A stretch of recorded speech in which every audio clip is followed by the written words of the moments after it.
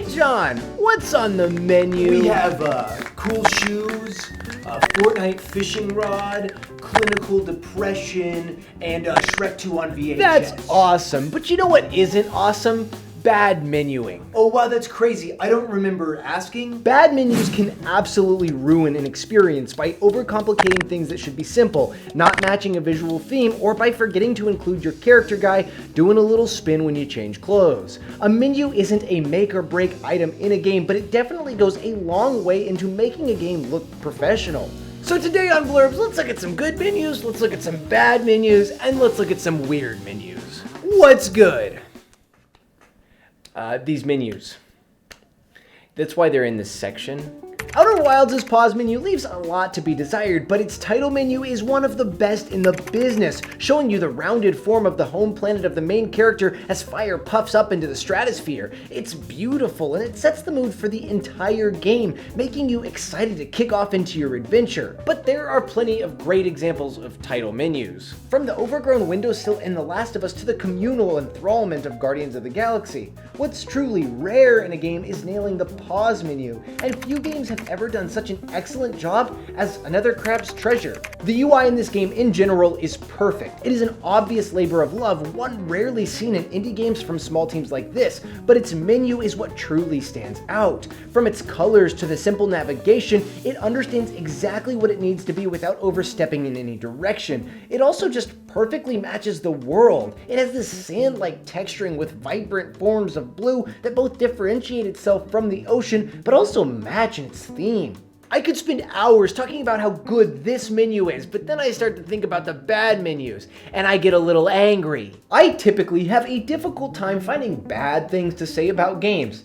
That is not true when discussing video game menus. The new Call of Duties have the worst menuing I've ever seen in my entire life. But I shit on Call of Duty all the time. What about a good game that has bad menus? Look no further than Fallout 4, which is a very good game but has messy and unwieldy menus. The Pip-Boy is a fun theming device, but the menuing within feels like an accountant's Google sheet. Its headache-inducing bright green layout is a disaster to navigate. But that clutter can come from so many things like long text boxes, too many stats, and ugly clunky UI, and yes, I'm talking about one of my favorite games of all time, Elden Ring, but even it is guilty of bad menuing. But enough complaining, now it's time to get weird. Hey, editing John, can you make like a cool motion graphic with that? No.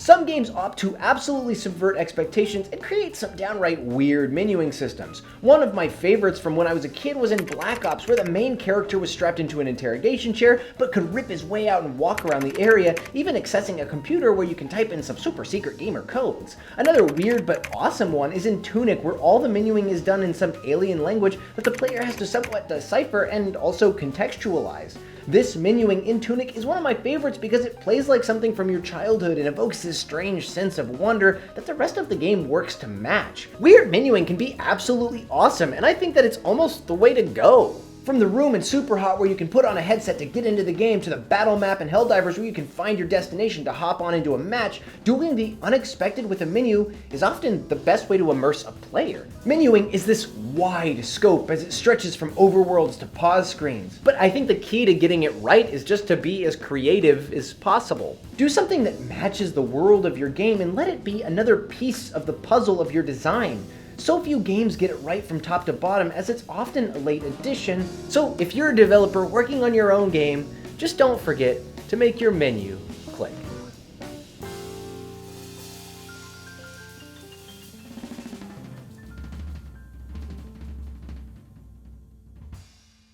That was all for this week's edition of Blurbs, but now we can't forget our patrons who each get their own chair spin. First off, Avon. Then, Bandwagon. Next up, don't forget Nickel Simba.